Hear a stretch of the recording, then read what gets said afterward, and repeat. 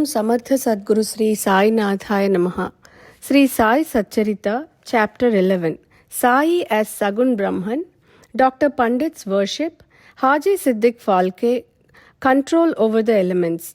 Let us now in this chapter describe the manifested Sagun Brahman Sai, how he was worshipped and how he controlled the elements. Sai as Sagun Brahman. There are two aspects of God or Brahman. One, the unmanifested, Nirgun, and two, the manifested, Sagun. The Nirgun is formless, while the Sagun is with form, though both denote the same Brahman. Some prefer to worship the former, some the latter. As stated in the Gita, the worship of the latter is easy and preferable. As man has got a form, body, senses, etc., it is natural and easy for him to worship the God with form. Our love and devotion do not develop unless we worship Sagun Brahman for a certain period of time, and as we advance, it leads us to the worship, meditation of Nirgun Brahman. So, let us start with Sagun worship.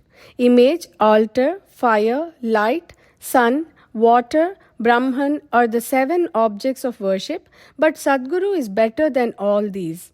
Let us on this occasion bring to our mind the form of Sai, who was non-attachment incarnate, who was a resting place for his wholehearted devotees.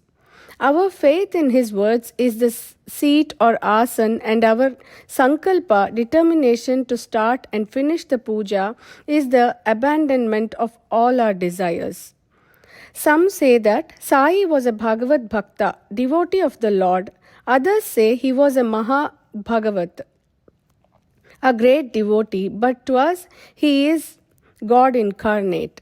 He was extremely forgiving, never irritable, straight, soft, tolerant, and content beyond comparison.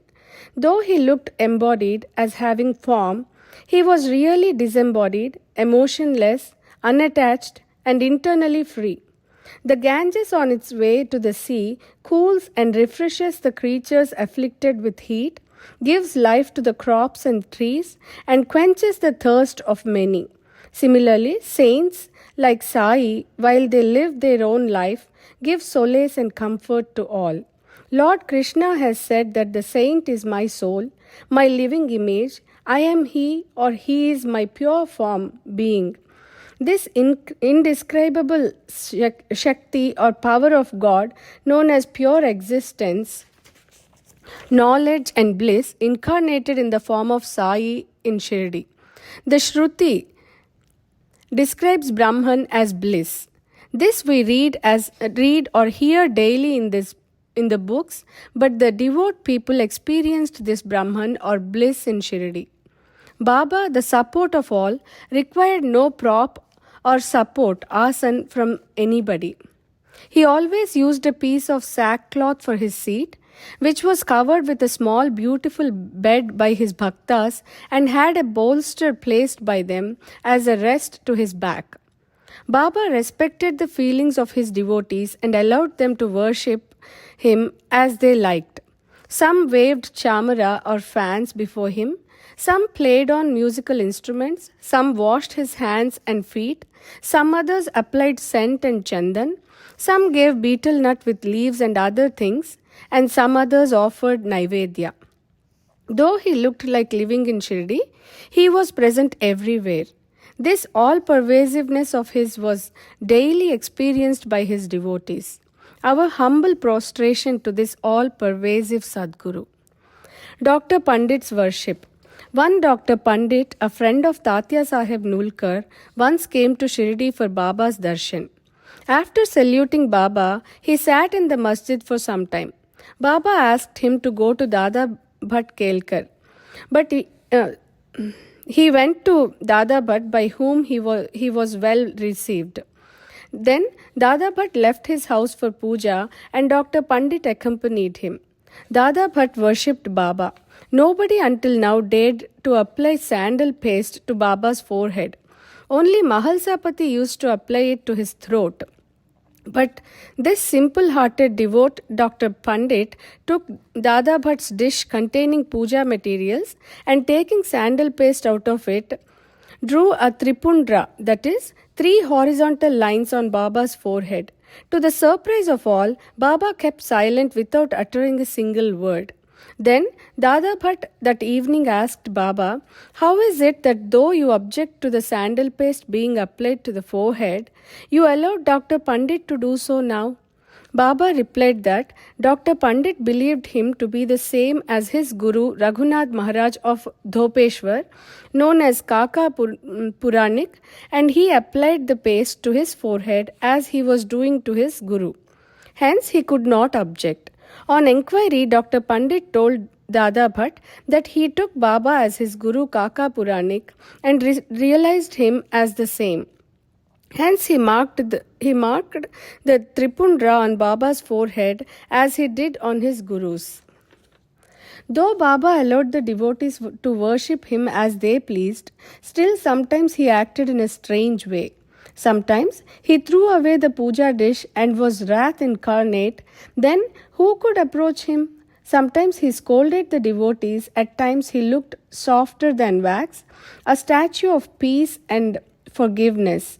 Though he seemed to shake with anger and his red eyes rolled round and round, still he was internally a stream of affection and motherly love. Immediately he called out his devotees and said that he never knew that he was ever angry with his devotees, that if mothers kicked their children and if the sea turned back the rivers, he would neglect the devotees' welfare, that he, the slave of his devotees, always stood by them and responded to them whenever they called upon him, and that he always longed for their love. Haji Siddiq Falke. There was no knowing when Baba would accept a devotee. That depended on his sweet will. Siddiq Falke's story is to the point. One Mohammedan gentleman by name Siddiq Falke of Kalyan, after making a pilgrimage to Makkah and Medina, came to Shirdi. He lived in a chavdi facing north and sat in the open courtyard of the masjid. For 9 months, Baba ignored him and did not allow him to step into the masjid. Falke felt much disconsolate and did not know what to do. Somebody advised him not to be disappointed, but to try to approach Baba through Shama, Madhavrao Deshpande, a close and intimate devotee of Baba. He told him that as they approached the god Shiva through his servant and devotee Nandi, so Baba should be approached through Shama. Falke liked the idea and implored Shama to intercede for him. Shama agreed and on a convenient occasion spoke to Baba about him thus: "Baba, why don't you allow the old Haji to step into the masjid? While so many persons freely come and go after taking your darshan, why not bless him once?" Baba replied, "Shama, you are too young to understand things. If the fakir Allah does not allow, what can I do? Without his grace, who will climb into the masjid? Well, go to him and ask him whether he will come to the narrow footpath near the Barvi well."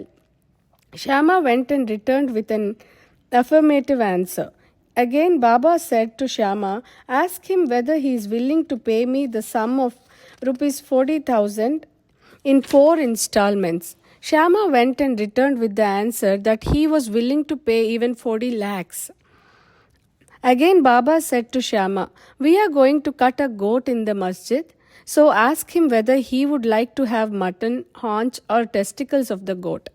Shama returned with the answer that the Haji would be happy to receive a small crumb from Baba's kolamba mud pot. Hearing this, Baba got excited and with his hands threw away the earthen jars and kolamba and straightway advanced to the Haji and lifting his kafni up with his hands said, "Why do you brag and fancy yourself great and pose yourself as an old Haji? Do you read Quran like this? You are proud of your pilgrimage to Makkah, but you do not know me." Being thus scolded, the Haji was confounded. Baba then went back to the masjid, purchased a few baskets of mangoes and sent them to the Haji. Then again, Baba went to the Haji and taking out 55 rupees from his pocket, gave them in the Haji's hand. Thenceforth, Baba loved the Haji, invited him for meals, and the Haji thereafter came into the masjid whenever he liked. Baba gave him at times some rupees, and thus the Haji was enlisted in Baba's darbar. Baba's control over the elements. We shall close this chapter after describing two incidents showing Baba's control over the elements. Once, at evening tide, there was a terrible storm at Shirdi. The sky was overcast with thick black clouds. The winds began to blow forcibly. The clouds roared and the lightning began to flash and the rains began to descend in torrents. In a short time, the whole place was flooded with water. All the creatures, birds, beasts, and men got terribly frightened, and they all flocked to the masjid for shelter. There are many local deities in Shirdi, but none of them came to their help. So they all prayed to Baba, their God, who was fond of their devotion, to intercede and quell the storm. Baba was much moved. He came out and, standing at the edge of the masjid, addressed the storm in a loud and thunderous voice. Stop! Stop your fury and be calm. In a few minutes the rains subsided, the winds ceased to blow, and the storm came to a stop. Then the moon rose in the sky, and the people then went home well pleased. The second occasion. On another occasion at noon, the fire in the dhuni began to burn brightly. Its flames were seen to be reaching the rafters above. The people who were sitting in the masjid did not know what to do. They dared not to ask Baba to pour water or do anything to quench the flames. But Baba soon came to realize what was happening. He took up his satka, short stick, and dashed it against a pillar in front, saying, "Get down, be calm." At each stroke of the satka, the flames began to lower and slow down, and in a few minutes, the dhuni became calm and normal. This is our Sai, an incarnation of God. He will bless any man who will prostrate and surrender himself to him. He who will read the stories of this chapter daily with faith and devotion will soon be free from all calamities. Not only this, but always attached and devoted to Sai, he will get very soon God vision. All his desires will be fulfilled, and being ultimately desireless, he will attain the supreme. Bow to Shri Sai, peace be to all.